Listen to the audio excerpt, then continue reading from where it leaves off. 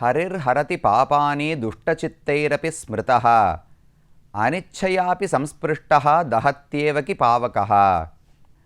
பகவானுக்கு எத்தனையோ திருநாமங்கள் இருக்கின்றன. ஆயிரக்கணக்கான நாமங்களை தொகுத்து சஹஸ்ரநாமம் என்றே நாம் கொண்டாடுகிறோம். பகவானை ஆழ்வார்கள் பாடும் பொழுது பேராயிரம் கொண்டதோர் பீடுடையன் என்று தெரிவிக்கிறார்கள். பகவானுக்கு இருக்கக்கூடிய எத்தனையோ சிறப்புகளுக்குள்ளே 1000 திருநாமங்களை உடையவர் என்பது பகவானுடைய ஒரு சிறப்பாக கொண்டாடப்படுகிறது. அந்த எத்தனையோ திருநாமங்கள் இருந்தாலும் மிகச் சுருக்கமான ஒரு திருநாமம், ஆனால் பொருள் ஆழமிக்க ஒரு திருநாமம், பகவானை அனைவரும் சொல்லி அழைக்கக்கூடிய திருநாமம்தான் ஹரி என்கிற 2 எழுத்து திருநாமம். பகவானுடைய பெயர்களுக்குள்ளே பெரிய திருநாமங்களும் உண்டு. பத்மநாபன் பெரிய திருநாமமாக இருக்குது. இதை போல எத்தனையோ திருநாமங்கள், சஹஸ்ரநாமத்தை தேடி பார்த்தோம்னால் ஒரு எழுத்து திருநாமங்களும் உண்டு. ச வஹா கஹா கிம் எத்து தத்து பதம், இதெல்லாம் 2 எழுத்து ஒரு எழுத்து திருநாமங்கள். வேற சில இடங்களில் பார்த்தோம்னால் 10 எழுத்து 12 எழுத்து திருநாமங்களும் இருக்கின்றன. எவ்வளவு பெரியது என்பதை பற்றி அல்ல, எவ்வளவு ஆழமான பொருளை காட்டுகிறது என்பது முக்கியம். உலகத்திலேயே விஷ்ணுவை குறிக்க வேண்டுமென்றால் ஹரி என்கிற பெயர்தானே பிரபலமாக கொண்டாடப்படுகிறது. அது பகவானுடைய திருநாமங்களுக்குள்ளே மிக உயர்ந்த ஒரு திருநாமம். அந்த பெயரோடேயே பகவான் திருநாங்கூர் திவ்யதேசங்களுக்குள்ளே ஒரு திருத்தலத்திலே சேவை சாதிக்கிறார். அந்த ஊரைத்தான் நாம் அடைந்திருக்கிறோம். இந்த திவ்யதேசத்துக்கு திரு அரிமேய விண்ணகரம் என்று பெயர் வழங்கப்படுகிறது. அரிமேய, அரின்னு சொன்னால் ஹரி என்கிற சம்ஸ்கிருத சொல்லை தமிழில் எழுதும்போது அரி என்றுதான் தெரிவிப்பார்கள். அப்ப அரிமேய விண்ணகரம், மேவது அப்படின்னா ஹரி மன்னி இருக்கிறார், இந்த ஊரில் பொருந்தி இருக்கிறார். அப்ப ஹரி என்கிற பெருமான் வாழக்கூடிய திருத்தாலமானபடியாலே அரிமேய என்று பெயர் ஏற்பட்டது. விண்ணகரம்னு சொன்னால் வைகுந்தம் என்று பொருள். வைகுந்தத்தில் பகவான் எப்படி இருப்பாரோ அதே போல இந்த இடத்திலே இறங்கி காட்சி அளிக்கிறாராம். தன்னுடைய பெருமை, தன்னுடைய குணங்கள், தன்னுடைய எளிமை, இது அனைத்தையும் காட்டுகிறபடியாலே விண்ணகரம்னு பெயர். பல திவ்யதேசங்களுக்கு விண்ணகரம்னு பெயர் வரும். கீழே 2-3 பார்த்துருக்கோம். திருவிண்ணகர், ஒப்பிலியப்பன் சன்னதி பார்த்தோம். நந்திபுர விண்ணகரம் என்று ஒரு ஊர் பார்த்தோம். இதோ அரிமேய விண்ணகரம், பக்கத்தில் காழிச்சீராம விண்ணகரம். இது போல விண்ணகர் என்று பல ஊர்களுக்கு பெயர் வரும். எல்லா இடத்திலும் வைகுந்தத்தில் இருப்பது போல பகவான் இங்கு இருக்கிறார் என்று நாம் வைத்துக் கொள்ள வேண்டும். அப்ப ஹரி என்கிற பெருமான் இருக்கக்கூடிய ஊரானபடியாலே அரிமேய விண்ணகரம் என்று இந்த ஊருக்கு திருநாமம் ஏற்பட்டது. ஹரி என்கிற சொல்லுக்கு பொருள் என்ன? சின்னதா இருக்கே, என்ன பொருள் இருக்க முடியும் என்றால் ஹரிர் ஹரதி பாபானி. ஹரி என்று சொன்னால் திருடக்கூடியவர் என்று பொருள். எதை திருடுவார்? எங்கிட்ட இருக்கிற சொத்து பத்தையெல்லாம் திருடுவாரா என்றால் அது அவருக்கு தேவையே கிடையாது. எண்ணற்ற செல்வங்களை உடையவர் பகவான். அவர் ஆசைப்படுவது ஒன்றைத்தான், என்னுடைய மனதை திருட வேண்டும். அதற்காகத்தான் பகவான் இத்தனை கோவில்களிலே இருக்கிறார். பக்தனை எப்படியாவது மயக்கி அவனுடைய கண்ணை திருட வேண்டும், அவனுடைய மனதை திருட வேண்டும், கடைசியில் அவனுடைய பாபங்களை திருட வேண்டும். நம்முடைய பாபங்கள் விலகினால்தானே மோட்சம் அடைய முடியும். பகவானுடைய கடைசி இலக்கு எல்லா ஜீவாத்மாக்களையும் வைகுந்தத்துக்கு அழைத்து செல்வது. அப்ப முதலிலே தன்னுடைய அழகை காட்டி நம்முடைய கண்ணை திருடுவார். அடுத்தது தன்னுடைய குணங்களை காட்டி மனதை திருடுவார். கடைசியாக தன்னுடைய சக்தியை காட்டி பாபங்களையும் திருடுவார். திருடிவிட்டால் வைகுந்தத்தை அடைந்து விடுவோம். அப்பேற்பட்ட பொருள் ஹரி என்கிற இந்த சின்ன திருநாமத்துக்கு உண்டு. அந்த ஹரி என்கிற பெயரோடுதான் இந்த ஊரிலே பகவான் காட்சி அளிக்கிறார். பரமபதத்தில் இருப்பவர்களை ஏமாற்றிவிட்டு இந்த ஊரிலே பகவான் கண்ணனாக அவதரித்தார். கிருஷ்ணாவதாரம் செய்யும் போது ஆழ்வார்கள் பாடுகிறார்கள், நித்தியசூரிகள் வைகுந்தத்தில் இருப்பவர்களெல்லாம் நீ இனிமே அவதாரமே செய்யக்கூடாது என்று தடுத்து வைத்திருந்தார்களாம். பகவான் பார்த்தார், அவருக்கு ரொம்ப ஆசை, வைகுந்தத்தில் எத்தனை நாள் அமர்ந்திருப்பது, கீழே போகணும், மக்களோடு சந்தித்து பேச வேண்டும், எல்லாருக்கும் அனுகிரகிக்க வேண்டும்னு அவருக்கு ஆசை. காலம் பார்த்து எதிர்பார்த்து கொண்டிருந்தார். நித்தியசூரிகளெல்லாம் ஒரு நாள் பகவானுக்கு ஆராதனம் பண்ண தொடங்கினார்களாம். அதில் சாம்பிராணி புகை போடணுமோ இல்லையோ, தூபஹாரதி, அதை செய்திருக்கும் போது வைகுந்தம் முழுக்க புகை மூட்டமாக ஆகிவிட்டது. அந்த எதிர்பார்ப்பு, அந்த க்ஷணத்தை தான் பகவான் எதிர்பார்த்து கொண்டிருந்தார். சட்டுன்னு கீழே பூலோகத்திலே பிறந்து 120 ஆண்டுகள் கண்ணனாக வாழ்ந்துவிட்டு திரும்ப வைகுந்தத்துக்கு போய் அமர்ந்து விட்டார். அவர்கள் இன்னும் தூபஹாரத்தையே செய்து கொண்டிருந்தார்கள்.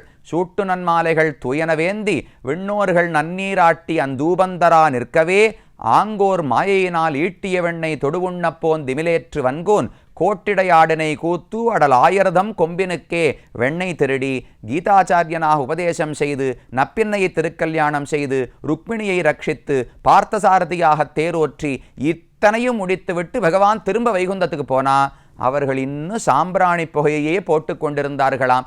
அப்படி பகவான் ஓடி வந்துவிட்டு போன அவதாரம் கிருஷ்ணாவதாரம். அந்த கண்ணனான வடிவத்திலேயே இங்கும் காட்சி அளிக்கிறார், ஹரி என்கிற பெயரோடு. அதனாலே அரிமேய விண்ணகரம் என்று இந்த ஊருக்கு பெயர் வழங்கப்படுகிறது. பகவான் எதற்காக இங்கு வந்தார், யாருக்கு பிரத்யக்ஷமானார் என்று பார்த்தால் முதல் கதை சொல்லப்படுவது, புராணம் சொல்லப்படுவது, உதங்கர் என்று ஒரு ரிஷி இருந்தாராம். கண்ணன் வாழ்ந்த காலத்திலேயே இருந்த ரிஷி அவர். அவர் ஒருமுறை கண்ணனை சந்திக்கிறார். குருக்ஷேத்திர போரெல்லாம் முடிந்து விட்டது. அதற்கு பிறகு கண்ணன் வாழ்ந்து கொண்டிருக்கும் போது உதங்கரை ஒரு நாள் சந்திக்கிறார். அப்ப உதங்கர் கேள்வி கேட்கிறார் கண்ணனிடத்திலே, கண்ணா பெரிய யுத்தம் நடந்ததாமே, குருக்ஷேத்திர போரிலே என்ன நடந்தது என்று உதங்கர் கேட்டார். கண்ணன் பதில் சொன்னார், ஐயோ ரொம்ப பெரிய போர், இந்த பக்கம் 11 அக்ஷௌகிணி சைன்யம், இந்த பக்கம் 7 அக்ஷௌகிணி சைன்யம், 18 நாட்கள் போர் நடந்தது. அப்படி ஒரு யுத்தத்தை பார்த்திருக்கவே முடியாது. ஆனால் நல்லது, வெற்றி, தர்மம் வெற்றி அடைந்தது, கௌரவர்கள் அனைவரும் இறந்து விட்டார்கள், பாண்டவர்கள் ஜெயித்து விட்டார்கள் என்று கண்ணன் சொன்னார். உடனே உதங்கர் விடவில்லை. கௌரவர்கள் ஏன் தோத்தார்கள், பாண்டவர்கள் ஏன் ஜெயித்தார்கள்னு கேட்டார். கண்ணன் சொன்னார், ஓ இது எளிமையாயத்தே, பாண்டவர்கள் தர்மத்தின் வழி நடந்தார்கள், அதனால் வெற்றி கிடைத்தது.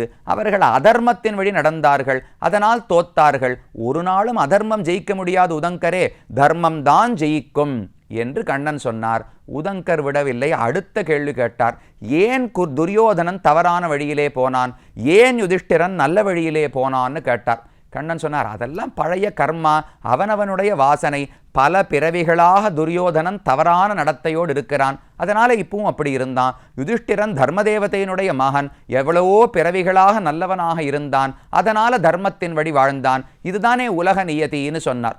உதங்கர் மறுபடியும் பிடித்து கண்ணனை கெட்டியா கையை பிடிச்சுட்டார். கண்ணா இப்ப ஒன்று கேட்கிறேன், பல பிறவிகளாக துரியோதனன் ஏன் தவறானவனாக இருந்தான், பல பிறவிகளாக யுதிஷ்டிரன் ஏன் நல்லவனாக இருந்தான், இதுக்கு பதில் சொல்லுன்னு கேட்டார். கண்ணன் புரிஞ்சுட்டார், இவர் சுத்தி வளைச்சு தங்கிட்ட தான் வரார்.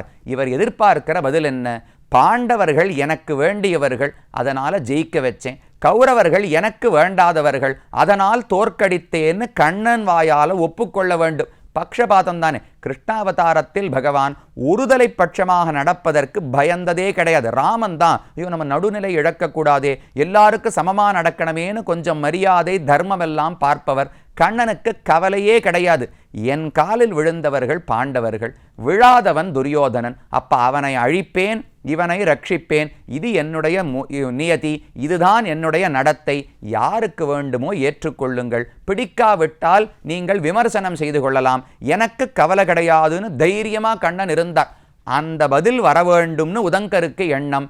கண்ணன் சுதாரித்து கொண்டார். ஓ இவர் என்னை ஒப்புக்கொள்ள வைக்கிறார், எனக்கு பிடிச்சவர்களை ரட்சிப்பேன், பிடிக்காதவர்களை அழிச்சிடுவேன்னு என்னால் ஒத்துக்க முடியுமா? சொல்லாமல் கண்ணன் நழுவி விட்டாராம். உதங்கரே மணியை எடுத்து சந்தியாவந்தனத்துக்கு நேரமாறுது, நீ வரிசையாக நிறைய கேள்விகள் கேட்கிறீர், அப்புறமா பார்த்து பேசலாம், இது நிதானமாக பேச வேண்டிய விஷயம்னு சொல்லி புறப்பட்டு ஓடிப்போய் விட்டாராம் கண்ணன். உதங்கர் கேட்ட கேள்விக்கு அவரிடத்துல பதில் கிடையாது. உண்மையாகவே தன் பக்தர்களை வாழ வைப்பார். பக்தர்களை யாரெல்லாம் பகைத்து கொள்ளுகிறார்களோ அவர்களை அழித்து விடப் போகிறார். இதுதான் பகவானுடைய இயல்பு. அந்த பகவானோடு இங்கு வந்து காட்சி அளிக்கிறாரோ இல்லையோ, அவர்தான் இந்த இடத்துல அவரே பிரார்த்தித்தார். உதங்கர் பகவானிடத்துல பிரார்த்தித்து உன்னுடைய விஸ்வரூபத்தை பார்க்கணும்னு கேட்டாராம். பகவான் விஸ்வரூபத்தை காட்டினார். இப்ப எளிமையான வடிவத்தை காட்டுன்னு கேட்டாராம். அதனால கோபாலனான வேஷத்தோடு மாடு கன்றுகளை மேய்க்கும் வடிவத்தோடு பகவான் இந்த இடத்திலே அவருக்கு காட்சி அளித்தார். அதனால் இந்த ஊரிலே கண்ணனாக காட்சி கொடுக்கிறார் என்பது சரித்திரம். இது ஒரு சரித்திரம். இந்த ஊரிலே மூலவருக்கு குடமாடு கூத்தர் என்று பெயர் சூட்டப்பட்டுள்ளது. திருமங்கையாழ்வாரே தன் பாசுரத்தில் குடமாடு கூத்தன்னு தெரிவிக்கிறார். அது என்ன குடமாடுதல்னு கேட்டால், அது துவாபர யுகத்திலே பிருந்தாவனத்தில் இருந்த ஒரு வழக்கம். இடையர்கள் எல்லாம் ஒரு வேடிக்கை, ஏதான ஒரு என்டர்டெயின்மெண்ட் வேணுமோ இல்லையோ, அதுக்கு என்ன செய்வார்களாம், குடக்கூத்து அப்படின்னு ஒரு விதமான நாட்டியம். அதுக்கு என்ன பண்ணணும், இடுப்பில் ஒரு பெரிய பேரி வாத்தியம் பறையை அணிந்து கொண்டு அதை வாசித்து கொண்டே இருக்க வேண்டும். நடுநடுவில் கையில் குடங்களை வைத்து கொண்டு அதை அப்படியே தூக்கி போட்டு பிடிக்கணும். குடம் கீழவே விடக்கூடாது. குடத்தை கீழே போடாமல் அப்படி ஜக்லிங்னு சொல்லுவாளோ இல்லையோ, குடத்தை தூக்கி போட்டு பிடிக்கணும். அதே சமயத்தில் பேரி வாத்தியத்தை வாசிக்கணும். நந்தகோபாலன் ரொம்ப நன்னா குடக்கூத்தாடுவாராம். அவனுடைய மகன்தானே கண்ணன், இவனும் ரொம்ப நன்னா ஆடுவாராம். பாரோர்களெல்லாம் மகிழப் பறை கரங்க சீரார் குடமிரண்டேந்தின்னு திருமங்கையாழ்வார் பாடுகிறார். உலகமே கொண்டாடுமாம் கண்ணன் பாடினான். பொதுவாக ஒரு நிகழ்ச்சி நடக்கிறதுன்னு வச்சுக்கோங்களேன், ஒரு இசை நிகழ்ச்சி நடக்கிறது. 6 மணிக்கு ஆரம்பிச்சது, 8 மணிக்கு முடிஞ்சதுன்னா எல்லாரும் கிளம்பி போயிடுவோம். ஆனால் கண்ணன் குடக்கூத்தாடினார் என்றால் குடக்கூத்து முடிஞ்சு கண்ணன் புறப்பட்டு வீட்டுக்கு போயிடுவார். ஆனால் மக்கள் யாரும் கலைஞ்சு போகவே மாட்டாளாம். அந்த நாட்டியத்தை இன்னவர் ஆடின்றிருக்கதே போல அந்த ஸ்டேஜை பார்த்தா, அந்த அரங்கத்தை பார்த்தால் கண்ணன் இன்னும் ஆடிக்கொண்டிருப்பது போலவே தோணுமா. யாருமே எழுந்திருக்க மாட்டார்களாம். மன்றமர கூத்தாடி மகிழ்ந்தாயின்னு ஆழ்வாருடைய பாசுரம். அப்படி குடக்கூத்திலே கைதேர்ந்தவர் பகவான். சரி, எதற்காக இந்த ஊரிலே ஆடினார் என்றால், அது தன்னுடைய பக்தனுக்காக செய்த ஒரு செயல். நாம கருடன்னு சொல்றோமோ இல்லையோ, கருடனுக்கு தாயாருக்கு வினதை என்று பெயர். கஷ்யபர்னு ஒருத்தர் இருந்தார். அவருக்கு 2 மனைவிகள். கத்ருன்னு ஒரு மனைவி, வினதா என்று ஒரு மனைவி. கத்ருவுக்கு பிறந்தவர்கள் தான் பாம்புகள் அனைவருமே. வினதைக்கு மகனாக பிறந்தவர் தான் கருடாழ்வார். ஒரு முறை கத்ருவுக்கும் வினதைக்கும் ஒரு வாக்குவாதம் ஏற்பட்டது. ஒரு குதிரை, உச்சைஸ்ரவஸ்னு ஒரு குதிரை இந்திரனிடத்தில் இருக்கே, அந்த குதிரையினுடைய வால் வெளுப்பாக இருக்குமா கருப்பாக இருக்குமான்னு விவாதம். உடம்பு முழுக்க வெள்ளையா இருக்கும் அந்த குதிரைக்கு, வால் என்ன நிறத்தில் இருக்கும் என்று விவாதம் ஏற்பட்டது. கத்ரு சொன்னாள் கருப்பு வால் என்று, வினதை சொன்னாள் வெளுப்பான வால் என்று. அப்போது ஒரு சண்டை ஏற்பட்டது. சரி, நாளைக்கு போய் பார்ப்போம்னு முடிவு செய்து கொண்டார்கள். அந்த சமயம் பார்த்து, இவர்கள் அந்த குதிரையை பார்க்க போன சமயம் பார்த்து, கத்ரு தன்னுடைய குழந்தைகளான பாம்புகளை ஏவி அந்த குதிரையினுடைய வால் முழுக்க பாம்புகள் போய் சுத்தி கொண்டு விட்டன. பார்த்தா கருப்பா இருந்தது. கத்ரு சொன்னா, நான் தான் ஜெயிச்சேன், நீ எனக்கு வேலைக்காரியாக இருக்க வேண்டும், தாசியாக இருக்க வேண்டும் என்று வினத்தையை தனக்கு வேலைக்காரியாக ஆக்கி கொண்டாள். கருடனுக்கு ரொம்ப வருத்தம். நம் தாய் இப்படி கட்டப்படுறாளே, எப்படியாவது விடுவிக்க வேண்டும்னு யோசித்தார். அப்ப கத்ரு சொன்னா, நீ போய் அமிர்த கலசத்தை கொண்டு வா, அந்த அமுத குடத்தை என்னிடத்துல கொடுத்தால் நான் உன் தாயை விடுவிக்கிறேன்னு சொன்னாளாம். சரின்னு ரொம்ப கஷ்டப்பட்டு தேவர்களோடு சண்டையிட்டு அந்த அமுத குடத்தை கொண்டு வந்தார் கருடன். பல இடங்கள்ல அமிர்த கலச கருடன்னு சேவிக்கலாமோ இல்லையோ, ஸ்ரீரங்கத்திலேயே கூட சந்நிதி இருக்கு. அப்படி வந்து அந்த அமிர்த கலசத்தை கத்ருவனிடத்திலே கொடுக்க போகும்போது திடீரென்று பகவான் உள்ளே நுழைந்து அழகான வடிவத்தோடு அந்த குடத்தை எடுத்து தன் தலையிலே வைத்து கொண்டு நாட்டியமாடத் தொடங்கினாராம். அப்ப குடமாடு கூத்தன்னு ஏன் திருநாமம்னால், கிருஷ்ணாவதாரத்தில் குடக்கூத்தாடினதால் மட்டுமல்ல, கருடனுக்காக அவர் கொண்டு வந்த அமிர்த கலசத்தை தன் தலையில் வைத்து கொண்டு பகவான் ஆடியபடியாலே குடமாடு கூத்தன் என்று பகவானுக்கு திருநாமம் ஏற்பட்டது.